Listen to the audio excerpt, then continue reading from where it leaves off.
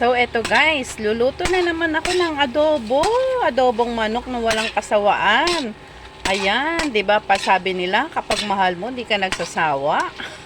O kaya ayan, at mahal namin ang adobo, kaya kami ay palaging adobo. Ayan, lagyan natin ng mga seasoning. Ito ang paminta. Lagyan natin siya ng paminta. Medyo marami-rami para masarap. Ayan. Lagyan natin ng toyo. Kasi mga ano ko talaga adobo. Hindi sila nagsasawa sa adobo. Ayan. At ang suka natin. Tapos lalagyan na natin siya ng tubig.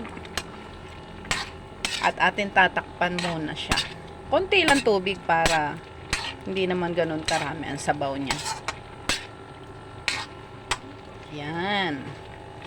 So, dagdagan na natin ilahat na natin tong toyo natin. Kasi kukunti na rin naman. Tapos, lalagyan natin siya ng magic. Ayan, ito ang ating magic. Lagyan natin siya ng magic. Tapos, lagyan natin siya ng konting tubig lang kasi nag-ano naman siya. Nagpo-provide siya ng kanyang sariling tubig. Ayan. Adobo. Walang kasawaang adobo. Ayan, luto na siya guys. Thank you for watching.